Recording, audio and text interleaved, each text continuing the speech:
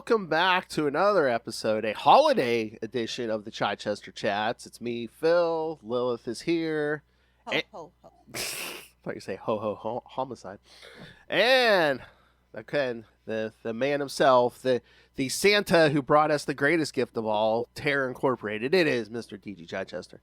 And finally, we can reveal that G does stand for Grinch. So there we go. For the holidays, we let that out there. We've been holding on to that for a while, but Alan Smithy says it's time to let that let be revealed. So, hello guys, good to see you both. Oh, that's what I need. I need a pre-recorded intro for every episode. It's like, this is Alan Smithy, and and you're listening to that hack DG Chichester or something. This is Alan Smithy for DG Chichester. Yes, that would be good. I need that for my call waiting. Not call waiting, but the when you call voicemail, it's like, or just your receptionist. Yes, this is Alan Smithy. Yes. Dan's busy right now. Exactly. Reduced to that. But we called yourself a Grinch. I mean, how could you be a Grinch? You gave us one of the greatest Christmas tales of all time. I do believe it's a pretty good Christmas tale. As special Christmas issues go, I stand firmly behind this.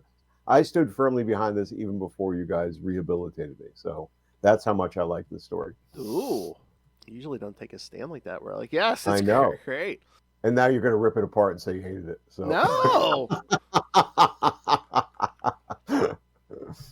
Again, it's well, would you call it a feel-good story, or I would. It made me feel good, and I wasn't always a fan of not any disrespect to Marcus. I just didn't like the cover copy idea. With the character, I know they were trying to sort of marvelize him, but I did like this one. So I think he leaned. Well, Marcus always leaned fully into it, but I think in this one in particular, we had a good time with it. Oh no, I saw that. I was like, oh, we have to do that for December. It's much more wholesome compared to the Hellraiser Christmas special, which is just, overwhelmingly kind of well done but indefensible for a holiday thing. Although I can't imagine anyone picking that one up, with any doubt in their mind of what they're getting into with that Kevin O'Neill cover. But no, I think there's legit feel good qualities to this in its sort of way.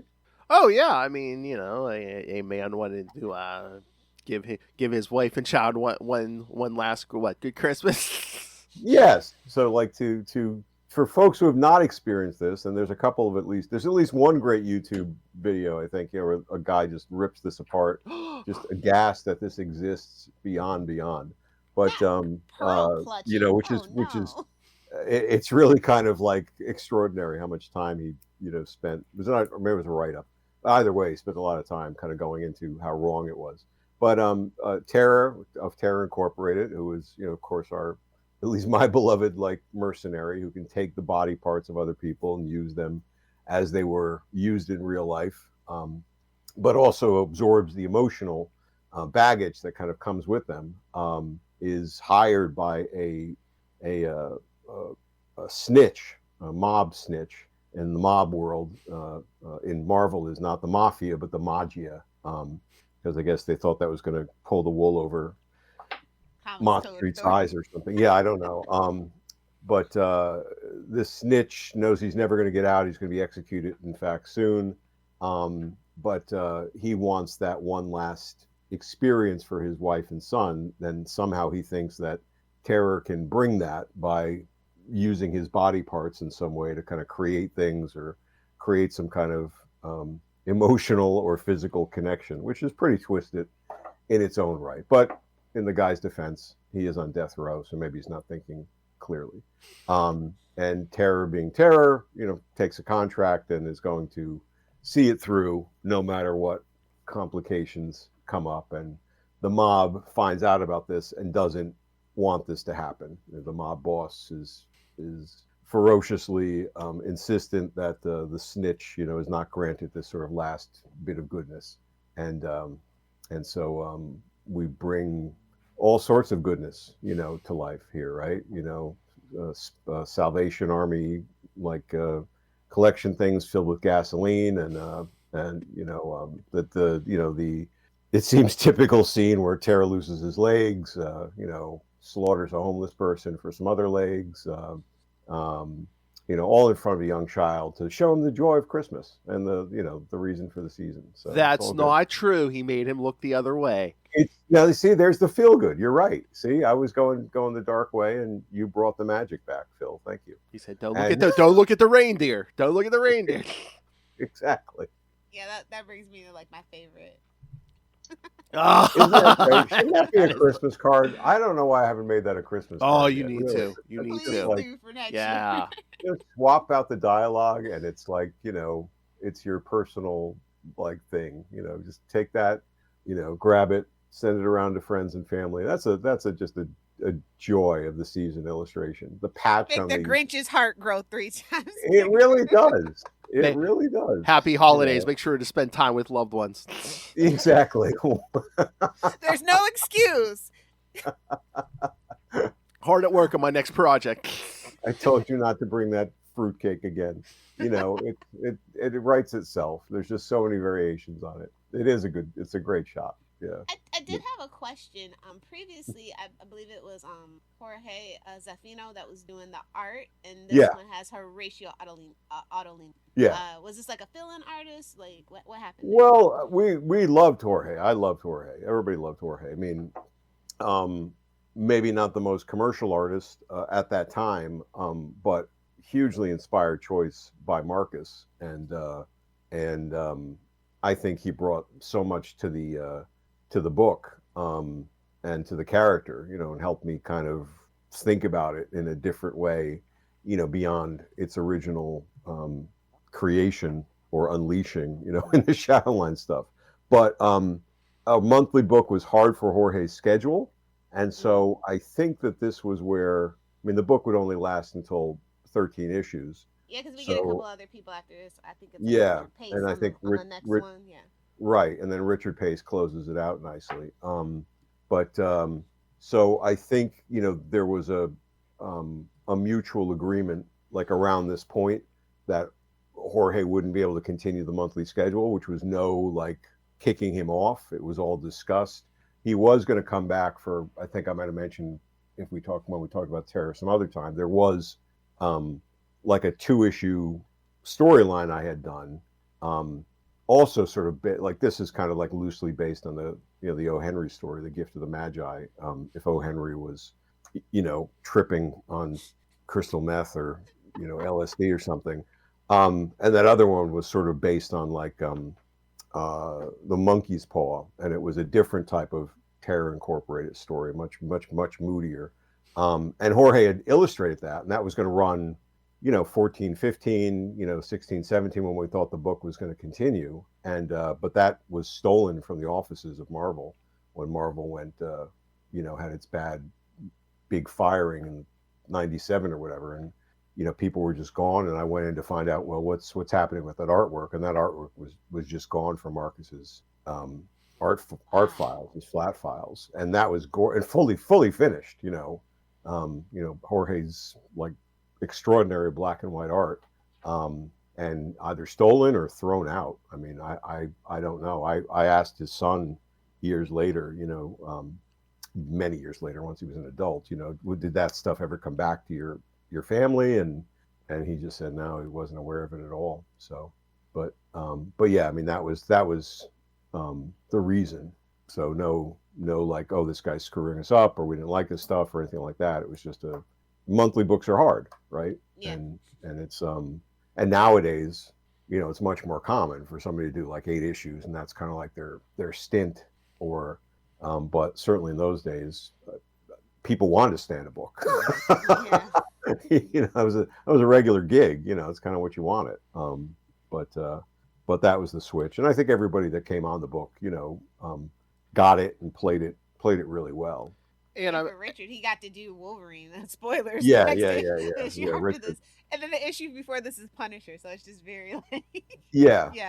Well, that was, we talked, I think, a little bit about that. That was definitely trying to kind of get him the attention, in the Marvel like world a little bit.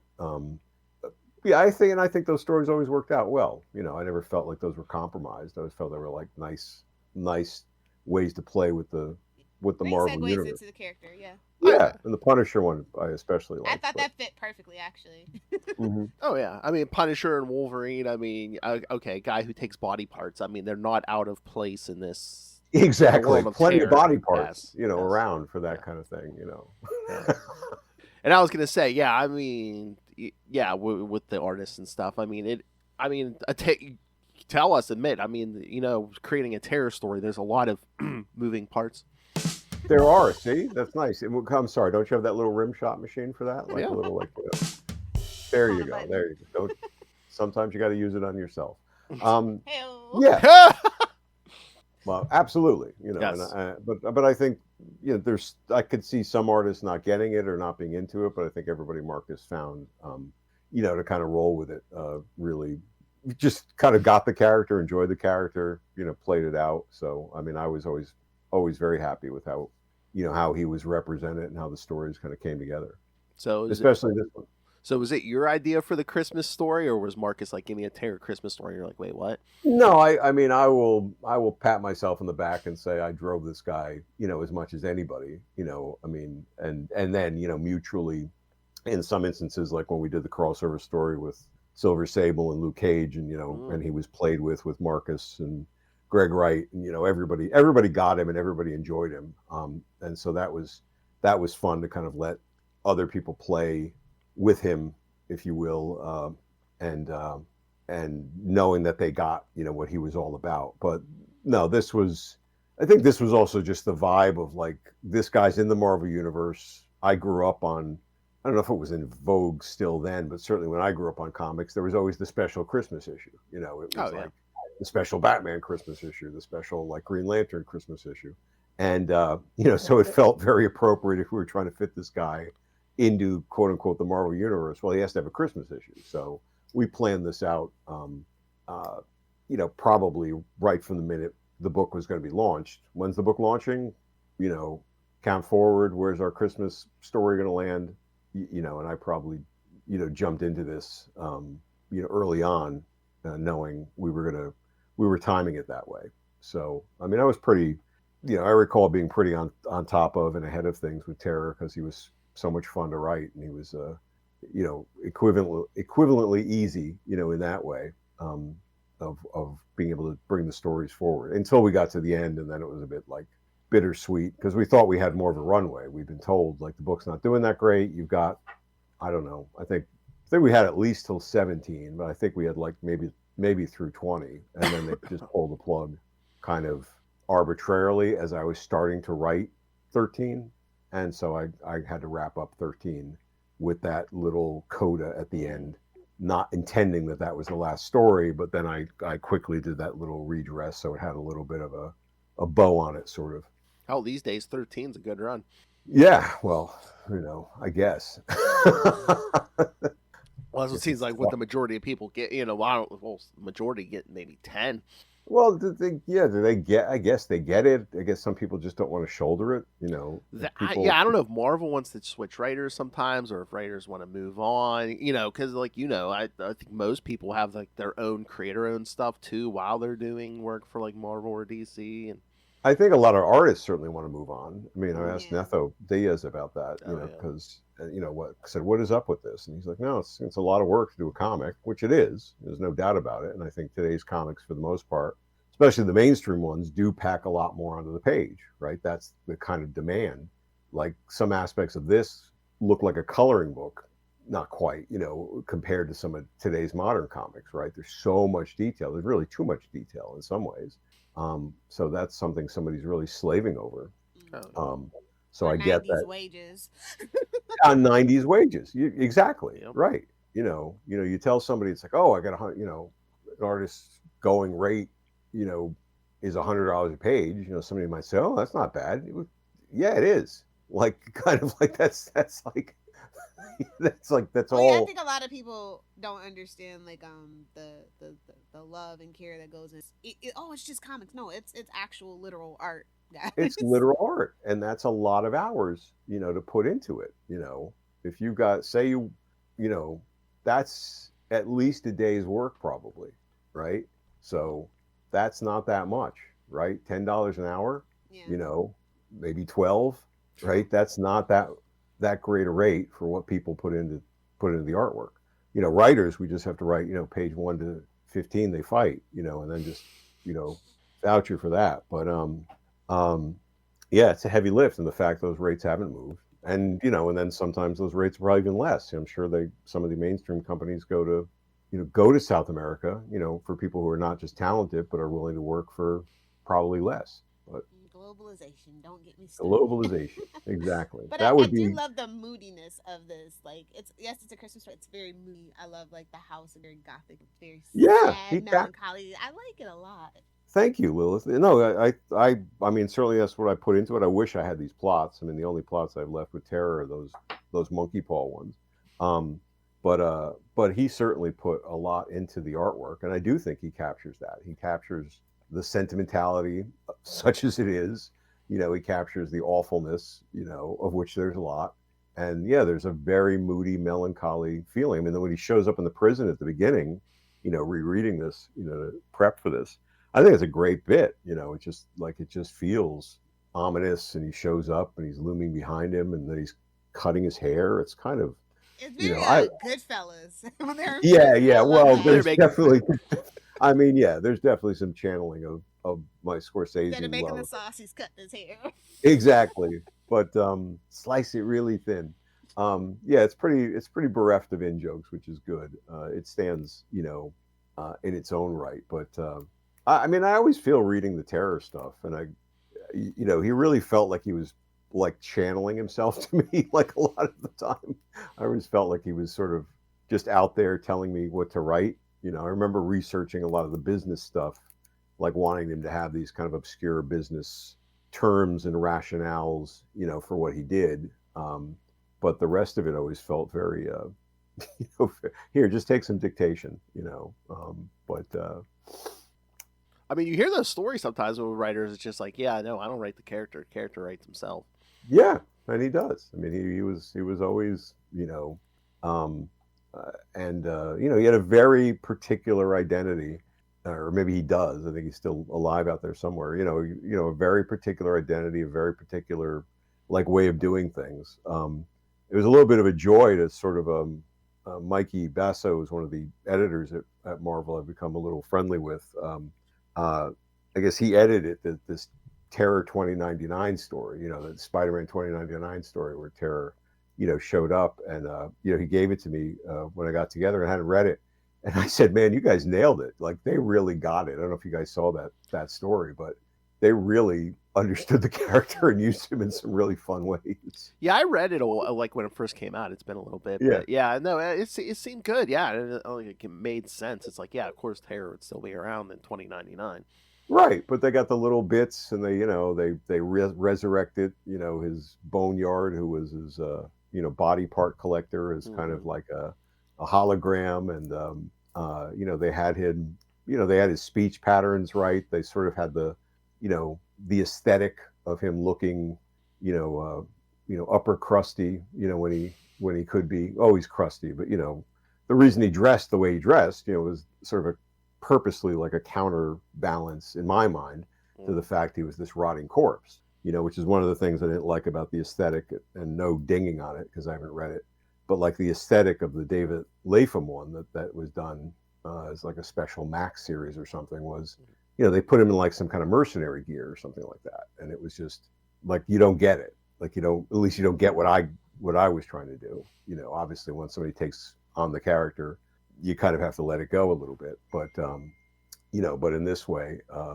it was, you know, even I guess maybe if the one thing I would have done maybe differently, looking back at it and thinking about that now, is maybe the Santa suit should have been a little bit more upscale. Like, you know, it's a pretty, like, you know, shitty Santa suit, and maybe he would have wanted the top of the line. My headcanon was like he literally just stole it from whatever Salvation Absolutely, Army guy. exactly. Whatever Salvation Army guy got, you know, was manning that thing 10 minutes ago, you know, who's now dead. You know, it's in an alley next to homeless guy he was going to chop up 5 pages later. Yeah.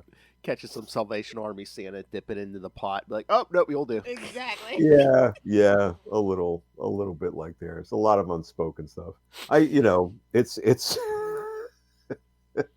I mean, definitely not for some people's taste, but I do sort of feel it's like kind of ahead of its time. Not this particular story necessarily, but the character was, he's not an anti-hero. He's not at all. You can't. He's just what he is.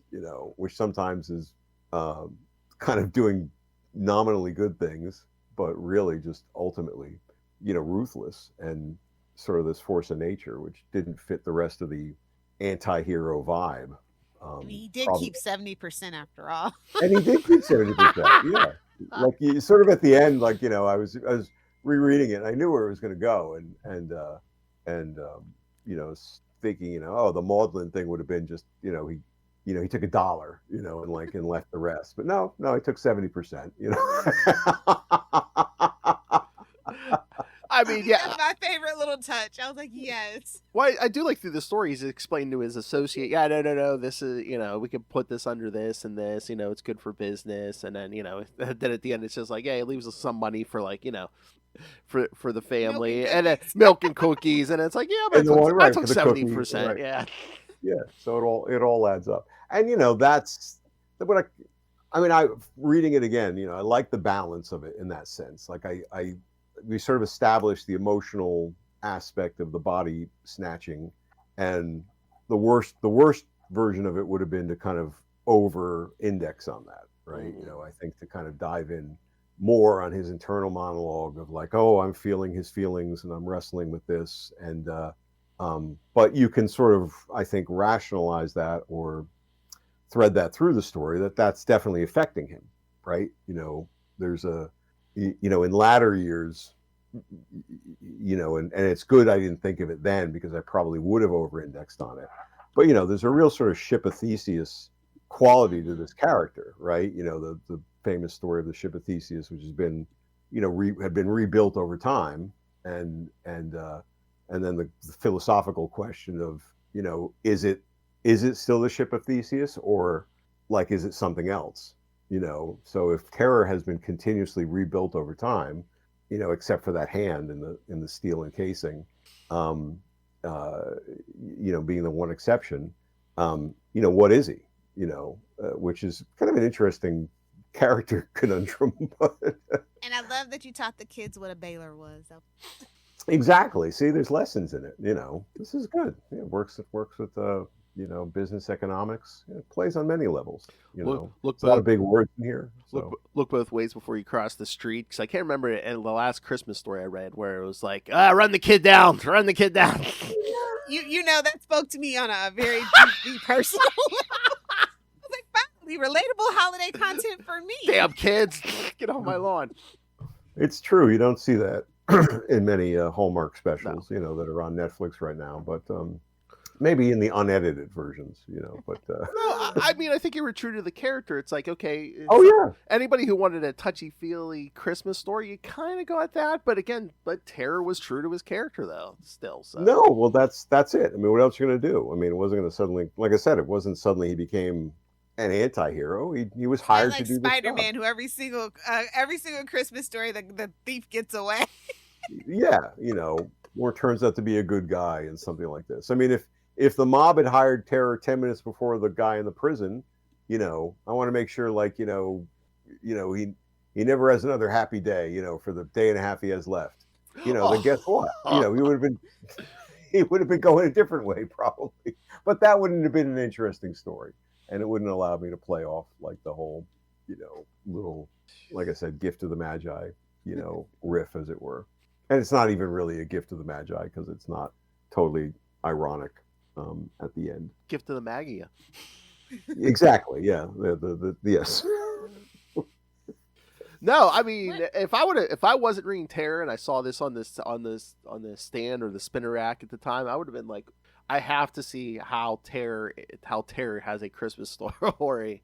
And like you said, I internally it works. It works for what it is. It works. And he gets, there's nice double crosses. You know, the more evil people ostensibly are and terror. I don't think is evil. Terror is just terror, and so sometimes that could be worse depending on what side of the contract you're on. That can be, good, bad, or just survivable, for you. But the far worse one is the mob boss, and he gets a nice comeuppance, at the end. So I mean, there's satisfaction, for everybody, and the scene at the end with the family. Paper folding. That was What very nice. what's that, Lil? The paper folding. I thought that was Yeah, pretty nice, neat. yeah. I mean, there were some nice little bits there. I mean, it's kind of creepy, It's very not kind of creepy. It's very creepy. Like, he's going around with the dead man's hand and like touching these people in intimate ways, not intimate, but sort of the caress and the way you'd sweep the hair back from your kid's head, when he's going to sleep or whatever like that.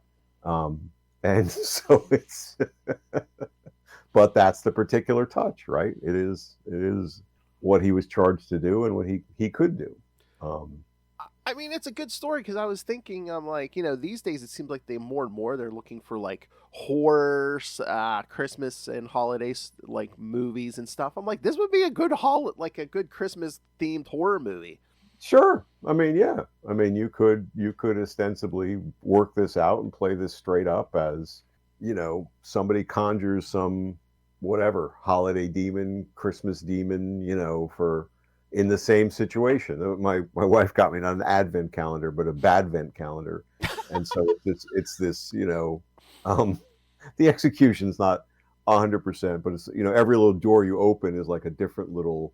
Krampus. Krampus is the famous, Scandinavian, Christmas. Anti-Santa. Yeah, right. The bad kids get visited by Krampus, and Krampus beats them with sticks and throws them in the sack. Bad kids go in the bag. Exactly. Bad kids go in the bag. But this one has many different little, I guess, other cultural, equivalents to Krampus. But you could see this being played out, yeah, with just the same thread. Maybe I'll do that. And, without the terror, piece. I just found out recently, I don't know if we talked about this before, but apparently the guy, the movie Jeepers Creepers?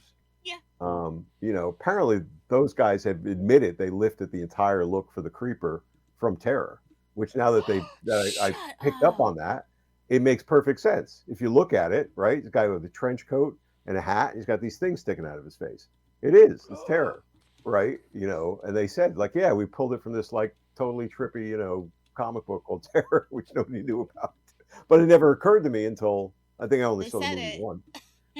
They said in an interview, it was like, oh yeah, shit. So, but yeah, that could be, a weird little Christmas movie, and holds up logically at least as well as Barbarian. So go for there. See, and you act like, oh no, nobody read Terror. It's like he inspired a movie franchise. Come on. Listen, people read it and people love it. Yeah. I mean, I have my little Terror prize pack at conventions. People show up if they mention Terror Incorporated, then you get a prize pack. You get a couple stickers, and I don't know if I have any buttons left, but and it's it doesn't come up all the time. You need to 3D print one of his little metal hand. Yes, exactly. Like and they pick it up. Put it on a stand or something. Grizzly end at the end of it. But the head, that head would work with the spikes. When people bring it up, they're super enthusiastic about it. They're totally into it. They get it all the way through. So, and I've even turned a few people onto it. Like, well, what is this? Because I used to bring like a stack of the prints. You guys see like the stuff I do, but now I bring like just one or two of that one But when people see it, and sometimes they ask, and I describe it, and they say, "Well, that sounds wild," and they go check it out. So, I've got a story worked out if Marvel ever wants to call, or Mikey, ever convinces them to do like a special. So, you know what? Okay, here's my Christmas wish list. I was just thinking about this as we were talking about reading this. Marvel, I need you to do it just like in the vein of the Black Armor miniseries, something set back in the day. Because remember, from Dead Man's Hand, Terror told Daredevil Daredevil owes him a favor. I want to see that story when he comes calling. That it's like, okay, now it's time to pay back that debt you owe me. That favor. Yeah, exactly. Right. Yes, Right. Marvel. I want that story. It's the somebody said that's the whole essence of the character, like is fueled by that one line, which is like, I don't do favors, I accumulate debts, which I love. I love that somebody like that should have been the tagline on the top of every cover. Yeah, exactly. But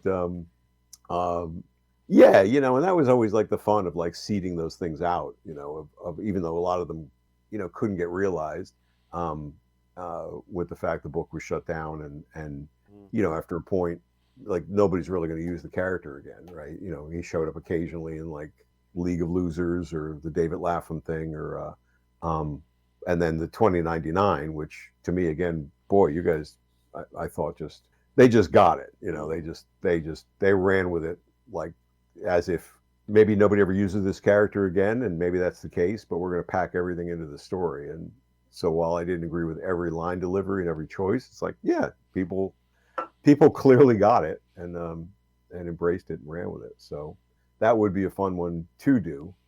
But I would more prefer to kind of just play him out without any baggage, you know, without, you know, maybe he would go, maybe that would be one scene, Phil, in a book like that, you know, to kind of go, and I need something from New York and I'm come to collect my debt, you know, and oh, you know, smells like you know, Daredevil could say, you know. You smell different, different parts. Or I mean, it doesn't even just have to be Daredevil. I mean, if he's coming to New York, just have him tour the Marvel universe, and you know, each issue is like a different character or somebody, you know. Yeah, although I always have him famously avoid New York, you know. Yeah, for that reason, because I think he says that in one issue or another. You know, too many freaks. You know. Yeah. Well, or I found this post from 2017. Yeah. Oh yeah.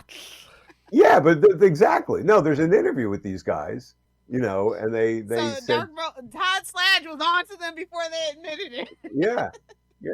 No, I mean there's an interview with the filmmakers, you know, and they said, you know, spot on. We lifted the look, you know, from there, and which, you know, whatever, more power to them. I mean, that's not my to sue over. That's Marvel to protect their property or not, as the case may be. So. I mean, the characters were popular. You think do you know what this background is behind us? That's the back of the trading card. Yeah, it's a great trading card. Yeah, it's fun. I've 1993 Marvel trading card. Yeah, from that series. Yeah. Do I have it? I think I have. I think I have that. One of the few ones I have. That series. Yeah. Did you sign it? Oh, yeah, I signed it for myself. Yes, I signed it for myself. You know, and then you slab it. Yeah, exactly. To Alan, keep working. Exactly. Chichester. You'll get there eventually. But you know, you got to give credit to the guys who did the cards too, because they did their research, right? You know, did you know Terra's left hand, which is encased in a mysterious metal, is actually his last? Yep. Is actually his last moments of the only woman he ever loved, which is kind of like, okay, so somebody, you know, paid attention. So that's nice. Oh yeah, they give you first appearances and power levels. Yeah. Yeah, power levels. Can he lift? I was the old Marvel universe. Can he lift a Buick or something like that? lift press. Now, that's a boat. Yeah, exactly. But that was fun in the 2099 one. They went whole hog on like him just like grabbing a bunch of like superhero parts and stuff, which I never really played with much. But they went like all in on like Asgardian hearts and that kind of stuff. So probably too much for one issue, but they figured again, probably we got one shot. Let's run with it. That would be a funny series. Just Terror going around trying to collect like super powered people body parts and be like, I better grab this part before they come back in 6 months or something. Yeah. Or touring the vault. I said he had like in Colorado. Oh yes. Here's his freezer. You know. Oh. There you go. That's like Santa's you know, toy shop. You know, we could have done that here, but no, we just jumped right into the story. All the villains, you know, the old you know, the villains like, oh, you're locked in here with us, and Terra's like, no, you're locked in here with me. Right. So was it just you love the idea of doing a Christmas story for Terror? Because I'm like, I don't think we got a Daredevil Christmas story from you. No, you know, no, I never felt the need there. I think it was what I said before, which I'm rationalizing now because I don't remember 100%, but I just think it was that idea of we've now integrated this character into the Marvel universe, and the most unlikely thing would be for a character like this to have one of those traditional Christmas issues, which were so in vogue in the 70s and 80s and whatever. There wasn't a season that went by that at least one or two major characters didn't have the Christmas issue, much like no TV series would not have the Christmas episode. That was just the thing. There'd always be the Roseanne Christmas episode, or the Friends or Christmas something. episode. And, right. So it just felt like it was a poke in the ribs, or somebody's ribs, to go with that unlikely association, and then making it actually a story that holds up and works. Like I said, the one guy who was ranting in the article or the YouTube video or whatever, about how much he hated it and how depraved it was and how et cetera, et cetera. It is tonally consistent with the character in the book. I mean, it's not like it's not played for quote unquote laughs any more than Terror has ever played for laughs. But some people just never would get the character. I mean, Peter Sanderson, famous comic historian, hates the character, hates him beyond.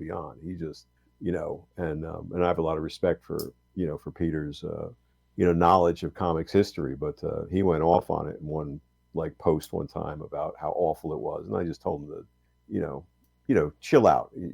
Him not liking it is perfectly appropriate, but to say it's a terrible character in a terrible book, is another thing. It's not his cup of tea. But so there's a lot of people who like it, and we got some great write-ups when it first came out. And but I'm the first to admit he's also not. He doesn't fit. In a lot of ways. I mean, maybe more so now. If a Christmas horror story isn't your cup of tea, I get it. But I mean, it's a good story. I mean, if you love terror, it's a good story. That's right. And like you said, I mean, if you took terror out of it. If this was again I'm going to say a holiday demon or a genie of some kind, some evil wish fulfillment thing, or twisted wish fulfillment, I should say, not evil. Right? You could play this out. You could play the story out, and I think it still holds up, and it holds up better than I've gone off on horror comics before, and I'm sure will again. Where it's like the best minds in comics doing the most modern takes on terror meaning horror, not Terror Incorporated, and you get 64 pages of just grisly business. Look, we cut this guy open from head to crotch, and we did this. In there. Yeah, exactly. Look, but and there's nothing there. It's whereas I think there's a little bit of there here in terms of snark and gruesomeness and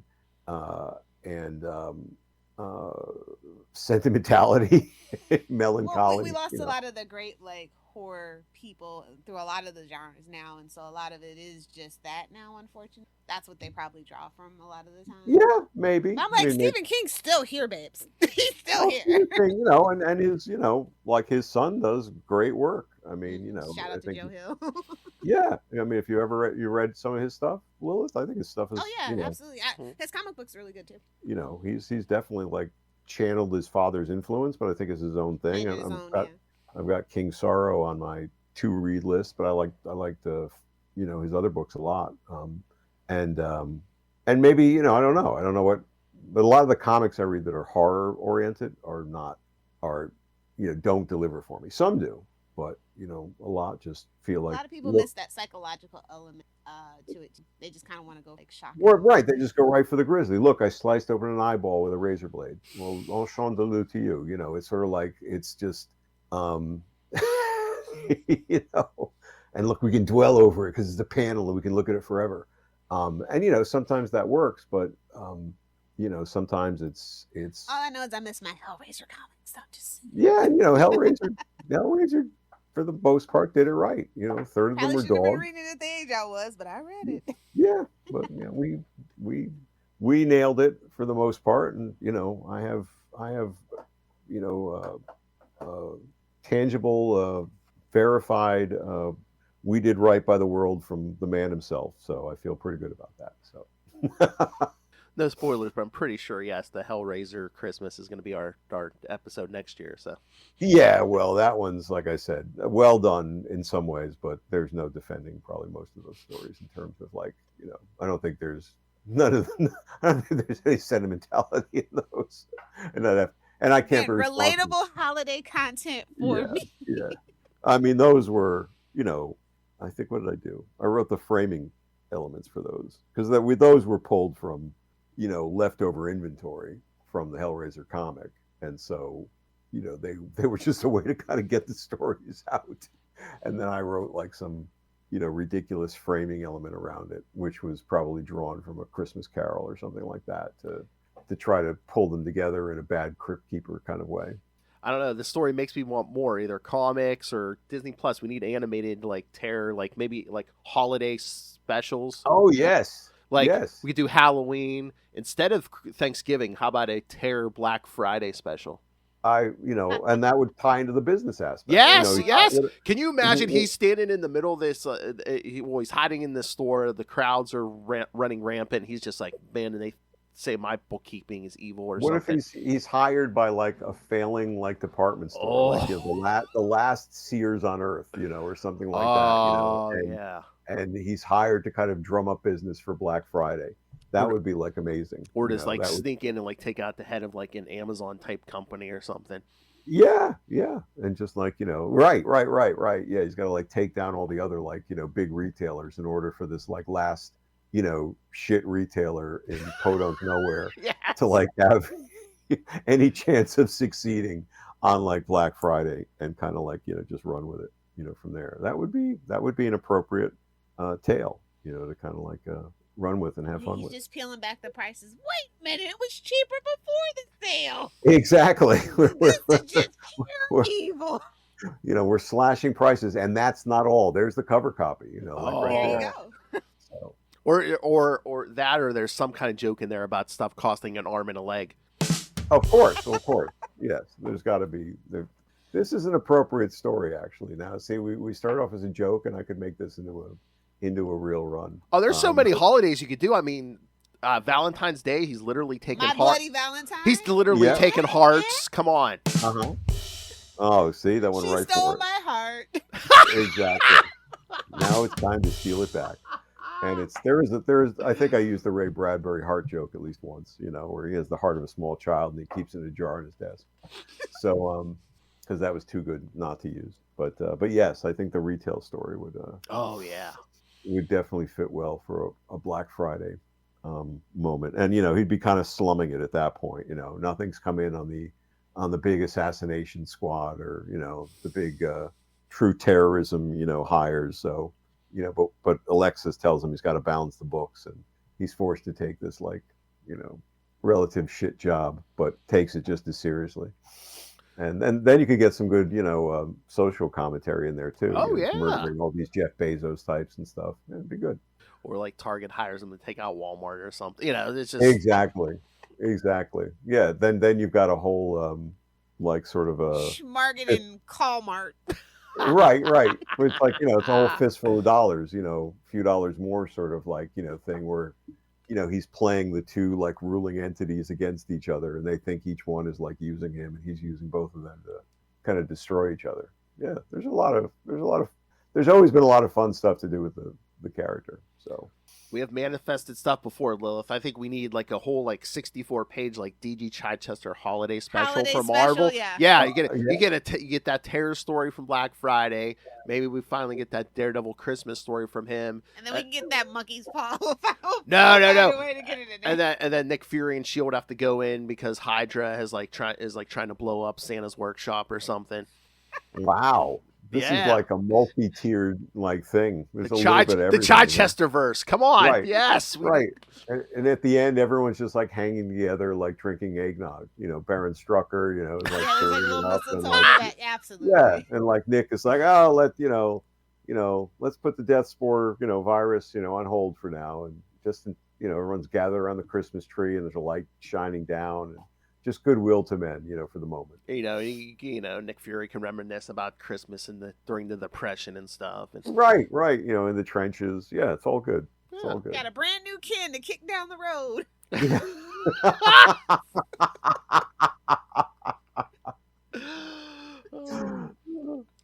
Oh, there's the secret. There, it's like, and then Santa's like, "Oh, here, Nick, here's some more infinity formula." Right, right, right. Here's a few more cigars, and like kind of work up against that.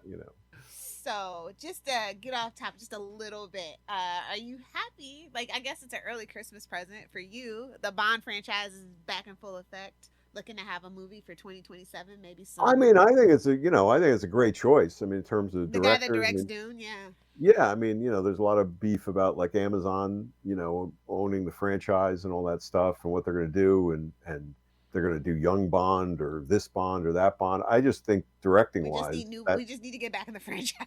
they did just to get it back and like take it in some direction or other. And I do think that's a great choice. I think he's an extraordinarily talented director. He's demonstrated like the ability to kind of, bring the thunder with things that would not necessarily feel that way. Dune is, I think, traditionally been thought of as a bit of an Yeah. unfilmable project, and yet, they're all extraordinarily top notch and deliver on so many levels. In addition to his other work, right? He did Blade Runner Mhm. 2049 or whatever it was, which again I thought was not going to work at all, and is a really great film, and I would, yeah, I'm very hopeful, very looking forward to whatever's going to go on with that. So, but it's been way too long. I mean, He also did Arrival, so and I think and Arrival's Arrival. a I'm sorry, yeah, fantastic movie, cinematography, everything really good. idea wise, it comes from the Ted Chiang, Yeah. short story, but uh, which is a big reco if you guys haven't read that collection. But yeah, I'm very excited for it. I wish it was sooner. I wish we waited way too long, and it's kind of, you Yeah, and then know, they got Stephen Knight as the writer, which I love Peaky Blinders, so I'm like stoked to yeah. see what the script might be. I mean, the other one sort of, some people say like painted them into a corner, by having him die at the end. I'm But like, I think babes, have you read the books? Read them. yeah, it's sort of like just do a James Bond film, but don't worry about it. Like, just do a great James. Continuity's been out the window for quite a while. Exactly. Like, like in one movie his wife dies, the next one he's happy go lucky. It's sort of like, he spends 3 minutes killing a bunch of Blofelds and then he's back to, seducing women and whatever. I mean, just make a great James Bond film and don't worry about the continuity. Yeah. And um, you know, and the slate's kind of clean at this point, right? People don't remember. I mean, you don't want to go full, goofball anymore, but you don't have the Austin Powers baggage, hanging over you. You don't have the Jason Bourne baggage hanging over you, So hopefully you find a way to Yeah, Mission balance. Impossible franchise is dead for now too. So Right, really, right. this is the time. Yeah, like figure out what's your course of action. Like, what do you, what balance do you strike between, the gadgets and the bigger than life and the the action. So hopefully there's, people who love it, which he seems to, and I'm sure whatever actor they get will also be enthusiastic about it. So Is there any um, actor you have your fingers crossed that they might cast? I no, just I haven't can't think really. of anyone anymore. I Like there's like mean, no more movie stars anymore, so it's just like kind of wide open for anybody to make that role their own. I mean, he's aged out, and I think is like, said he's out of the running, But I mean, I was a big Idris Elba, fan forever. I mean, he was, when I heard that years ago, I was like, yeah, make that guy it. I would, my wife says I have a huge man crush on him, which I probably do, Well, but in I the just, vein of that, they have been kind of kicking around. Who is it? Aaron Pierre. He's also British, but he's black too, and like I think they. oh yeah, Yeah, I'm not. I'd have to look him up. He's not he's springing the to guy that mind. they want to play Green Lantern too. John Stewart's Green Lantern Is he eventually. is he in the one that's on HBO? No, No, he's is not. that the one? The Lanterns is the one that's coming out. Like, Supposedly this summer, but I mean they've been teasing that thing yeah, for a is he year. is he in that Yeah, one? he. That's Lois? the one. Yeah, he is. Oh, I don't know his But he work is too much. British, so Okay, they have okay. been kicking that name around in place of Oh, Idris Elba. well, So yeah, he was my big thing. I would also go for, I mean, if it's Amazon and they're going to try to franchise the shit out of this, um, and let him at this point. I would be a big booster of an old man Bond one and bring Pierce Brosnan back and put him like in a not in a in a separate thing. Like yeah. Well, yeah, they but do have a bunch of spin-offs planned. They said they want like a couple of female spin-offs and stuff like that. So like it's wide open, and I think they might maybe. bring back the comic books too. So Okay. I mean, I think you should. I don't know. I'm open for anything. I just want the franchise back in action. I think Yeah, it's the perfect time. I It's like want to such play a it out. vacuum But I for always thought Brosnan espionage. was like perfectly cast, but not in the best of the movies. Yeah, And the goofier movies, unfortunately. yeah, they went very goofy, and I mean, it was great they were finally able to get him after the whole Remington Steele thing. But I never thought. I mean, I know a lot of people like GoldenEye, and that's probably the best of his bunch. But I know it's the best video game. Shout out to well, Nintendo yeah, 64. there's a new video game coming out too. First Light or something like that. I want to say it's called. But I think I just saw like a trailer on like the Video Game Awards or something. It's yeah, First Light. So yeah, check that out. Here we go. Here we go. But yeah, I'm digging it. I'm excited, for anything that kind of plays that out like a little bit more, and brings people, excited about the character because nobody knows it at this point. That's the thing, right? They let it Yeah, we've been go on so a far. hiatus. Yeah, there's no buzz around it. My son could care less about any of it. That sort of thing. So that's always my barometer, like your like pop culture 24-year-old who doesn't know I anything just about want the new character. merch, new action figures. Yeah, yeah. Yeah, but I think. But I just thought, and I was like, I gotta ask him about it. Yeah. I think we still got time. Yeah, I was gonna say. 2027's a ways out. I think sometimes it takes people to, it's so far out. People are just like, okay, I'll get excited about this. Supergirl, they're already pitching Supergirl movie. Well, and that looks great, Yeah. And this is the thing, this is the thing that you work in marketing, you got to get the cycle going. You got to get the cycle going, but it's like the thing I liked about the Supergirl trailer was, and somebody started to diss on it immediately, not the incels, who come out of the fucking woodwork, and stuff like this, but people who just know comics and they're like, oh, it's nostalgia bait, and it's not going to do this as a comic, it's not going to do that as a comic. And it's like, it's not a fucking comic. Like, I know Supergirl like this much, I know the story it's based on this much, but it's just a good trailer. Mm-hmm. Like, there's some stone cold lines, there's some great beats, much like we were talking about, take Terror out of the other story, take Supergirl out of that story, and just put some badass alien mercenary in it. Not that it won't pick up on the right Supergirl qualities and such, but it is just a badass trailer, right? I thought. So to me, that says you're going to deliver on this more than some of the meh things that are out there. Yeah. Like, I am scared to death for the Doomsday trailer.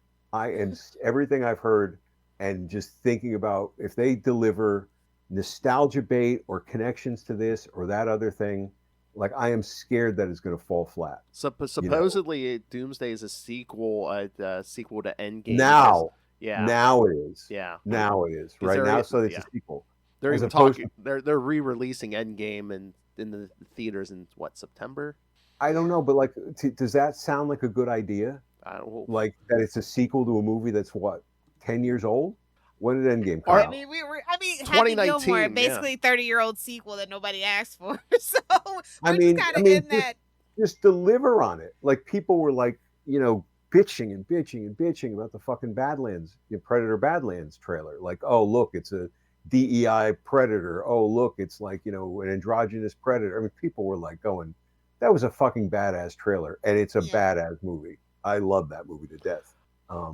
That's delivered on every sequence. I think it's just the age we're in. Everybody wants clicks and views, and it's like everyone feels like I have to have an opinion, even if it's a shit opinion. I have to have an opinion, especially if it's a rage bait opinion. That's what it's all about. Maybe we need more rage bait on this monthly get together. We should just kind of go all in on But no, we're having a fun time. Maybe, why did Terror kill more people in this issue? Why didn't you get Carnage in here more? What was wrong with you? You should have pushed the kid in front of the car. He wants body parts. He should have went to the Surgeon General. Nice. See, it all kind of clicks. This is what the egg done does. Mark your bingo cards, kids. He mentioned Carnage and Surgeon General. I know, like 2 points. It's like we need a little like running counter and like. But you just want things like that to deliver, and then that's the biggest thing, right? How does it please an audience? But the rage bait stuff, sure, people are going to throw stuff out there because it'll be more controversial. I hate this. I hate that. That's the rage bait economy of social media, unfortunately. Right. Right. It's exhausting. Well, I mean, But, look who's running the country and what he does on social media. well, no, that's it. And then people grab onto that, and that creates a whole, not Oh. even miasma. That sounds like way too like low key. Everything like gets charged up by that. I'm I'm sick of being exhausted by people who are so fucking exhausting. Perfect way to put it. I've said that. I've been saying that the last couple of years. I'm like, remember when people used to be ashamed to be stupid? No. Now they No. embrace it. I mean, Yeah. this is I mean, I could do a whole soapbox polemic, Terror Incorporated story, where somebody hires him just to go after the stupid people in the world. It's like I don't have that much. He'll never. I know exactly. I don't have that much time. Oh, a terror Or- a terror presidential special where like every candidate's or like trying to here's the hire thing. him to kill the other ones and stuff. He starts trying to use the body parts from the people he's killing along the way, and he gets worse and worse. Oh.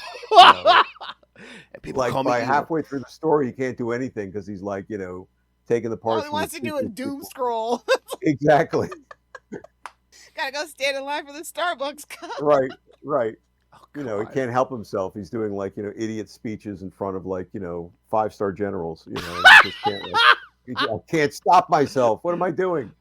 Oh. But yeah, What? this is such a great story. I wish you got to tell more terror Yes. stories, especially Yeah. more terror holiday stories. I don't know if I'd ever have done Just let me another know what the holiday commission. Like, I would love a Yeah. Thanksgiving one. To hire to take the family out. I think based on this, I think the Black Friday story would definitely have been a go. I don't know if I would have went in like on every holiday, but I could see Yes. coming back into the holiday time and doing a Black Friday special would have been spot on. I'm not sure I would have returned for every single holiday, but Black Friday was the biggest commerce day of the year. Come on. yeah, exactly. So, well, good stuff, guys. This has been a fun walk and a great kickoff to the holidays. So, thank you Yes. as always. This is Thank you. We literally couldn't do it without you. Yes, well, exactly. Again, yeah. Thank you for giving us all these stories and Right. yes, and sharing your time. Thank you very much. And guys listening, if you're, this is a perfect stocking stuffer. No doubt you can find this, like, Oh, Terror yeah. Incorporated. Get a copy. It is on the app. I thought I saw, right? Oh, What, is it? Marvel? No, Really? it's not. Terror Incorporated It's on the not? app? No, the Terror It's not? series is not on the Marvel app. No, the series. I thought that's what the wiki I think said. that would be the thing that would burn its algorithm out. But I'm sure you can find copies. Oh, yeah, yeah. And roll it up, put it in somebody's stocking along Roll with it a up. foot, perhaps. From a The Charlie S. an old Party City, or Spirit Halloween. F in the chat for a party. Exactly. So tie it in. Party's Good stuff. over. Yep. All right. So yes, thank you again. Next for January, I figure for episode 52, Lilith, this will be good. For one of Dan's rare DC works, we're going to talk Judge Dredd, Legends of the Law, 5 through 7. I saw that. That's fun. Yeah. We'll jump over there. We'll have some fun with Judge Dredd was a fun one to do, and we'll talk about how I screwed it up, but that'll be good. And That's how he teases every episode. He's like, talking about how I screwed up. Man. no, the story's good. I screwed up. I probably could have gotten more Dredd out of it, but I had a couple of stumbles. But no, that was a good one to start the year off. Cool. All right, you guys. I'm sensing a pattern of characters you work on. Terror, Dread. Yes, there should have been like a duo called Pain and Suffering. I could have worked on them, and I'm sure there is a right PAYNE, and like named like that. Peter David did a book called Saxon Violence once, which was we couldn't get over rolling our eyes at the pun in the title. It was SACHS and VIOLENS, and so I feel like this is a tease. Like Pain and Suffering are going to show up in like issue 3 or 4 of like Axel's Infernal or something. It is. It's going to show up like in the Sword and Sorcery. Yeah. From Black Box. There's I keep the Demetrios, the publisher, hasn't settled on a title. I keep saying call it the Prince of Pain and Suffering, and which would fit in so many different levels. But if nothing else, I'll probably title an issue with that. There may be next time some news about Axel's Infernal #2. I Ooh. can't 100% promise it. It's probably this close to being something, but some important paperwork stuff has to happen to make us kind of move forward with that. And And any in the update? meantime, Yeah. pick up Street Writers, my how-to book on writing, and all issues of Risk are now out from Black Box Comics, so you can either order that from them directly at blackboxcomics.net, or I believe it's also on Global Comics digitally. So fun cyber heist stuff for the season. And again, we covered every one of those issues. So again, yeah, Yeah. kids go buy those issues, and then you can listen to Dan himself walk you through each issue. Exactly. So it's a special bonus, right? You can only listen to those episodes after you've bought the comic, though. So little known fact. Not really, but I mean, again, do you want spoiled? I mean, do you listen to the commentary track before you watch the movie? No. some people do. I've yet to Heathens. listen. Speaking of the holidays, because we always watch during the holidays. I bought the extended editions of the Lord of the Rings, many years ago when they first came out, and I've yet to listen to any of those commentaries. And they look amazing. Like there's like hours and hours and hours of stuff on the special effects and behind the scenes. And every year I tell myself, we got to watch those things. Have yet to do it. So before the DVD degrades, I'll have to check it out. All right. And I know we're at a weird time of the year, but any confirmed appearances by yourself in the next year? Yes. I mean, I think they're confirmed. I think I've got GalaxyCon changed their talent stuff, so I think I'm back on the list. So right now, I believe this is in order, but it's Raleigh, Richmond, New Orleans, Nashville, and Oklahoma City. So there'll be 5 GalaxyCons next year, and I think that probably will be enough. A couple of them are like within a week or so. Oh, At least wow. one of them's within a week or so of it. So that's going to be a little tricky. But I think the first of those is in March, but I cannot remember the order. But so they do, they do great shows. They treat people really nicely. So I'm always happy to, revisit that world. We look forward. Oh, yes. And a couple of those are first times. Like I've never been to Nashville or New Orleans or Raleigh, I think, is their biggest show. So I have not been to Raleigh, but I have been to Oklahoma City, and Richmond. Nice. All right. All right. So Thank you, sir. You guys have a great holiday. I hope too. it's fun, and you get lots of cool stuff, and give lots of cool stuff, and enjoy your time with the people who are important in your life, and stay away from weird-looking Santas that you pass on the street. So just to be on the safe side. Yes. Thank you, sir. Thank you for all that, the year and everything you've appearing here, everything you've given us, like Risk. My pleasure. You guys are great. All right. I'm gonna go show my gremlin sweater off to other people. So, all right. Thank you. see you later. See ya. Bye. Bye. Bye. All right. Now let's get our commerce out of the way. Happy Terror Days. Oh, seriously, Black Friday special. Come on, Dave. Marvel, you need to do that somewhere. Either a comic. We might have to go half and half on a commission, Phil. Oh yeah, yes. All right. So, but yes. I won't tell Dick. Nobody tell Dick. Yeah. That's all right. Remember, CapesandLunatics protocol. Blame it on Lilith. Blame it on Lilith. Yep. All right. So yes, if you want to give us a happy holiday, yes. Oh, I thought you were gonna say happy. Whoa! What? Whoa! Jeez, Lilith. Sorry. Well, again, send us your thoughts, and for Dan, for any of the other episodes we do. If you have a request for something, although I'm pretty sure we're going to talk a Daredevil story in March. There's one we haven't done yet. I've been waiting to pull the trigger on. All right, CapesandLunatics@gmail.com, or call the voicemail 614-382-2737. That's 614-38-CAPES. And remember, you can find us on pretty much all social media, including TikTok, which is always kind to us. And again, Dan was talking about stocking stuffers. Another great stocking stuffer, Capes and Lunatics merch, which you can get at TeePublic and Spring. Or again, if you don't need a gift and just want to give us a gift, Lilith Hellfire demands that you rain random money on us through the Cash App link. Again, ask Terror. The best Christmas gift is money. Splash some cash for the holiday season. We need the money. Gimme. And of course, the Patreon. Again, if you want the greatest gift of all, yes, get exclusive, uncensored content from us.